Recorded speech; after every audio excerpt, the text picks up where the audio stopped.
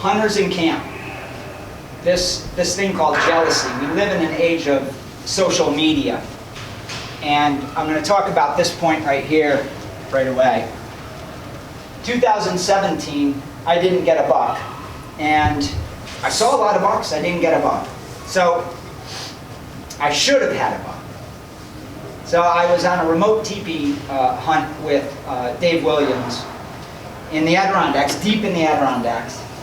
And I'm walking, and I see does run up this hill. It's crunchy, crunchy snow. But it was a beautiful, cold, sunny day. I mean, gorgeous. And I got a big mountain to my side, rolling hills in the hardwoods, and then it cuts down into a swamp. You can see it looked like a postcard. And so these 3 does come running up, and there's a buck behind them. And so I got my 35 whale and I got the Trichicon scope, and that buck comes up, and he's a beautiful, symmetrical 8-pointer. Good Adirondack 3.5-year-old. But I put the reticle, the triangle right here, he stops. And it literally is like some God is handing me a buck. And you know what went through my mind? This is the mental game. I don't think he's big enough. I think on Facebook people will rig me. And that has never happened to me before. I've never thought that. But as soon as I had this Big Woods Bucks team member shirt on me, I started thinking differently.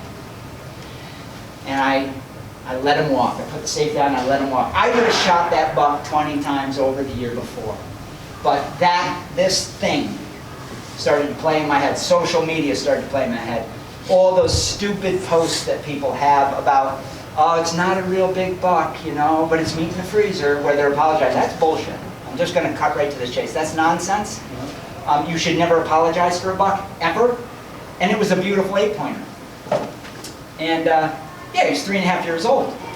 But he would be on my wall, for sure. Absolutely. So that's a case of, there's this weird jealousy that happens on social media between people, and it plays into how you hunt.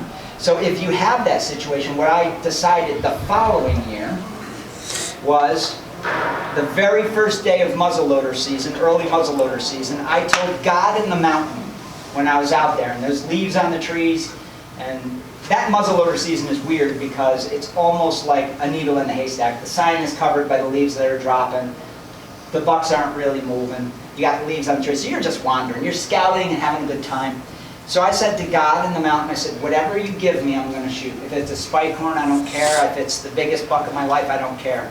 Not 2 hours later, a spike horn came down, I shot it, and I don't think I was ever more blissful about a buck in my life, because the juxtaposition between being worried about what people think and what I wanted was so stark to me.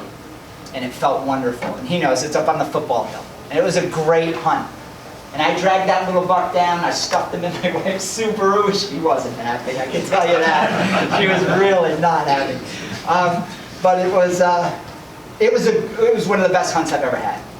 So that number 2, focusing on your personal journey, not the journey of others, is crucial, because every one of us in our hunting career is in a certain place that's personal to us, that's secret to us.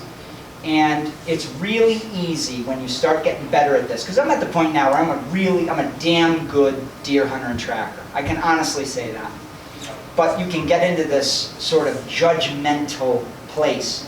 And the old adage, if you judge, you'll be judged. That's what happened to me. So I had to let go of judging others, I had to let go of judging myself, and I had to get back with my personal journey of just enjoying the hunt again. Well said. Yeah. Thank you. So, instead of looking at others and worrying about what everybody thinks, it's about learning from others rather than focusing on self-pity, anger, hatred, jealousy, all these things that is rotting the deer industry from the inside out.